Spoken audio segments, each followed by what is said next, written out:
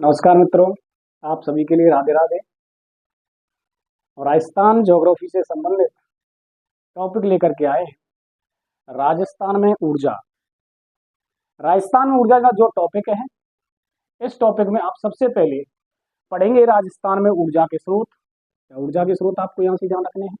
ऊर्जा के कौन कौन से स्रोतों से हमें विद्युत मिलती है, ऊर्जा मिलती है, उसके बारे में थोड़ी सी यहाँ पे चर्चा करेंगे। सबसे पहले हम बात करते हैं ऊर्जा के स्रोतों की। तो ऊर्जा के स्रोतों को कितने भागों में बांटा गया है? दो भागों। एक तो होती है परंपरागत ऊर्जा और एक होती है गैर परंपरागत ऊर्जा।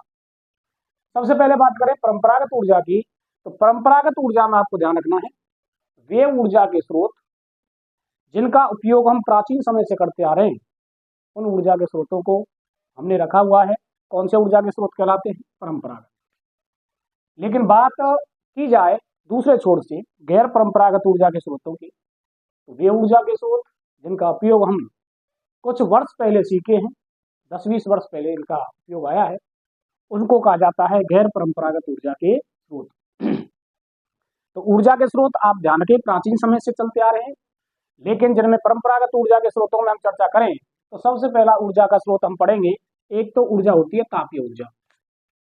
तापीय ऊर्जा के अंतर्गत आप ध्यान रखें कोयला, पेट्रोलियम, प्राकृतिक गैस से बनने वाली जो ऊर्जा होगी वो कौन सी ऊर्जा होगी, तो वो ध्यान रखें तापीय ऊर्जा के अंतर्गत उसको रखा गया है। दूसरी बात करें जल विद्युत की, एक दूसरा जो स्रोत होगा परंपरागत ऊर्जा के स्रोतों में वो जल विद्युत होता है।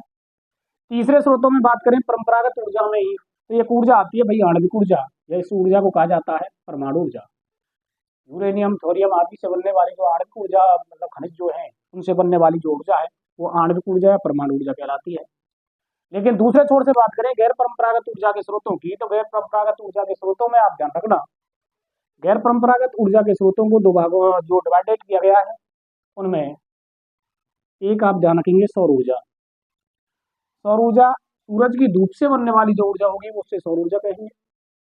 तेज चलने वाली पवनों से जो प्राप्त ऊर्जा है उसको पवन ऊर्जा कहा जाता है। तीसरा ध्यान रखेंगे बायोगैस, जानवरों के मलमूत्र से या गोबर से बनने वाली जो ऊर्जा होगी उसको आप ध्यान रखें कहा जाता है बायोगैस। अगली बात करें बायोमास की, चावल की भूसी, सरसों की तूरी एवं गन्ने की खोई या कह सकते हैं कचड़े से बनने वाली जो ऊर्जा होगी उसको नाम दिया जाता है बायोमास।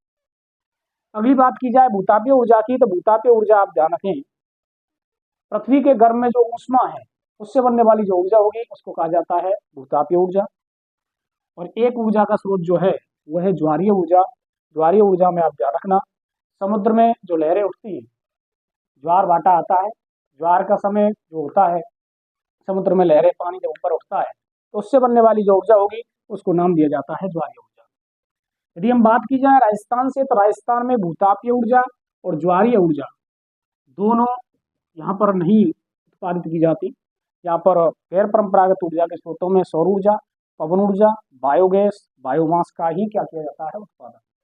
लेकिन राजस्थान में सर्वाधिक जो ऊर्जा बन रही है वो कौन सी ऊर्जा है? तापीय। तापीय ऊर्जा जो कोयला, पेट्रोलियम, प्राकृतिक गैस से बन रही है वो तापीय ऊर्जा है।